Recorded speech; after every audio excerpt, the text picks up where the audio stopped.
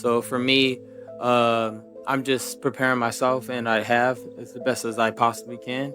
And now when I step in that ring, I know myself will be 100%. So we just have to see when he's in there how he is. But I definitely don't think it's something I haven't seen. Well, I think I could do a lot of talking and say, oh, I'm prepared the best I can. Um, you could just look at me and just kind of see the shape I'm in and how I look, and kind of have your own opinion on it. I think that speaks enough. As you know, that speaks enough. And that's a risk I'm willing to run. I believe I will have achieved more, will be more experienced. And it's my job to go in there and prove that I am at that level, which I will do without a shadow of a doubt in my mind. You don't think I'm going to hit you with that left hook? No. Many fighters like you. I thought that was strong. Yeah, you go for it. You go for it. You go for it. You're the one that started it. You go for it. One Ryan Garcia and Conor Benn came face-to-face during a fiery press conference ahead of their highly anticipated showdown. The tension was obvious from the moment they stepped on stage. Both fighters exchanged intense stares and confident words, refusing to back down. What started as a normal media event quickly became one of the most talked-about moments in boxing, with fans flooding social media to discuss the heated confrontation. At one point, Garcia even suggested that Benn looked nervous, adding even more fuel to the growing rivalry. Terrified. He has PTSD. This fight will be Ryan Garcia's first defense of the WBC welterweight title, making the matchup even more important. Garcia won the championship earlier this year and immediately became one of the biggest names in boxing. Meanwhile, Conor Benn earned his opportunity after a series of impressive performances that pushed him into the title picture. For Garcia, this fight is about proving he belongs at the top of the division. For Benn, it is the biggest opportunity of his career and a chance to become a world champion. Their rivalry has been growing for months through interviews, press conferences, and social media exchanges, creating huge excitement among boxing fans. Told that September, the Mexican holiday in September, around about the 12th of September, Las Vegas, the destination, as Ryan Garcia of Mexican heritage will be defending his WBC welterweight championship. And he was on the Jimmy Fallon show this week, which is massive over in the States. He made a big announcement because he says that he's going to be fighting a certain fella from the United Kingdom in the shape of Conor Benn. What did you make of all that? And if just for a little bit of context on that, Conor Benn hasn't fought at 147 pounds flat for the last 4 years. His last fight was 150 pound catch weight against Regis Prograis. He hasn't hit 147 for 4 years. Still highly ranked with the WBC at 147, and now gets an opportunity, it seems, in September to be fighting for a world champion. Garcia has made it clear that he expects to dominate when they finally meet in the ring. Speaking with complete confidence, he predicted that Benn would not last the full fight. Garcia boldly claimed that his rival would be knocked out in either the 6th or 7th round. The champion believes his speed, timing, and powerful left hook will simply be too much for Benn to handle. Garcia's confidence grew even stronger after watching Benn's recent performance, which many fans and analysts felt was far from convincing. Since then, Garcia has repeatedly stated that he operates on a completely different level. You know me, I can't play soccer, brother. You're about to see right now. Well, look, I'll try my best, though. I can get one. hey, what round is Conor Benn going to sleep? Oh, he's going to go to sleep in rounds 6 or 7. Are you excited? Of course, man. We're going to be this, Called you out again today. Oh, it's insane. He acts like they have a contract. Brother, I don't have a contract, How you been, Ryan? Good? I'll be good, yeah. You been training? Once you're a champion, you got to stay a champion. Promoter Eddie Hearn believes the fight has the potential to become one of the biggest boxing events of the year, especially in the United Kingdom.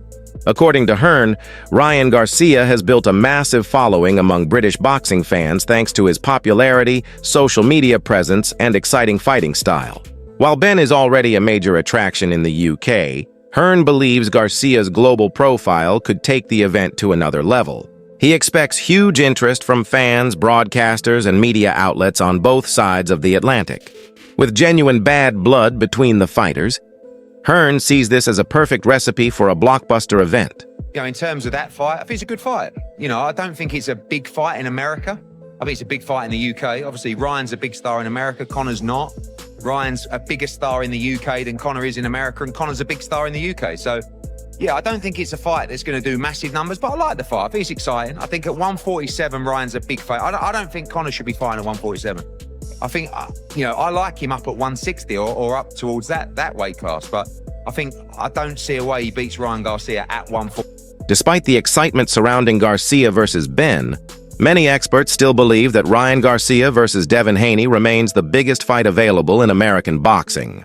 Their first fight delivered plenty of drama, with Haney showing his technical skills, while Garcia's power created several unforgettable moments. The combination of their history, rivalry, and championship ambitions makes a rematch incredibly appealing. Many fans still want to see those two settle their differences inside the ring once again. Don't understand anyone that thinks that Conor Benn's a bigger fight than Devin Haney. In the US, it's definitely not a bigger fight. Ryan Garcia versus Devin Haney is huge in the US. Why? Because we know what's going to happen during it. We know what the press tour is going to look like with these guys hating the hell out of each other. And we saw 12 rounds of them. Well, you're right. Devin Haney, in the rounds he didn't get hurt or knocked down, won those rounds. The problem was Ryan Garcia hurt him a lot, knocked him down 3 times, beat him up in that fight. His face was all messed up at the end of that fight. And it was one of the fights of the year as well, man. Great fight. This is what I'm saying. It was there. a great fight. You don't need to tell people that Ryan Garcia, Devin Haney could be a great fight. We know it is because we saw it the first. Conor Benn's recent performances have also attracted criticism from some boxing observers. Several analysts questioned whether he truly belongs among the elite fighters in the welterweight division. Some critics believe his latest outing exposed weaknesses that could become major problems against top-level opponents. As a result, many now view fighters like Ryan Garcia, Devin Haney, and Shakur Stevenson as clear favorites in potential matchups. While Benn remains a dangerous and exciting fighter, many believe he still has something to prove before he can be considered one of the very best in the division. Conor Benn, for whatever reasons, is the #1 ranked challenger to Ryan Garcia's WBC title. All right, let's not litigate that right now. The WBC does incredibly crazy things with their rankings. I agree with you there. Before this fight, I talked to a lot of smart people in boxing that thought Conor Benn would beat Ryan Garcia, that thought Conor Benn's explosiveness would be too much for Ryan Garcia, who often leaves himself kind of in a tough defensive position when he steps back. He drops his guard, that chin hangs up in the air. After this fight, Sergio, I don't know how you can look at a Garcia-Conor Benn matchup and say that Ryan is the underdog. Ryan, who was on social media saying, bring that guy to me afterwards, has to be feeling confident if that's the fight that gets made at some point before the end of this year. All the welterweights out there were saying the exact same thing. Devin Haney is on social media. Shakur Stevenson, who is not a big puncher at 140 pounds, said he would be disappointed in In a second, Spence. Listen to Paulie Malignaggi had some things to say about the fight and Conor Benn. Listen to him. Paulie, did you catch the Conor Benn fight? Did you catch the co-main event? I did. You know what, guys? I'm done. I'm done with it. This guy's horrible. This guy's terrible. I don't mind watching Conor Benn. Like I don't mind him getting the fanfare. He's an okay fighter. Just don't start mentioning him at world-class levels. Then you start crossing the line. Because he's not your Jake Paul either. So it's not like I'm throwing him all the way on the other side. I'm not doing that. I'm being a very honest person here. He's an okay fighter. Okay, but don't start mentioning him with these world-class situations and world-class fighters. He talks about Shakur Stevenson and all this other stuff. His name belongs nowhere near those guys, okay? For the fanfare, okay, I get it. People start talking about him. He's got a lot of popularity, and I understand that's going to happen. But don't start mentioning him boxing-wise with these guys. All of a sudden, right away, we start seeing tweets and Instagrams about this Stevenson fight and everybody. Shakur Stevenson would beat him with one hand. I would beat him.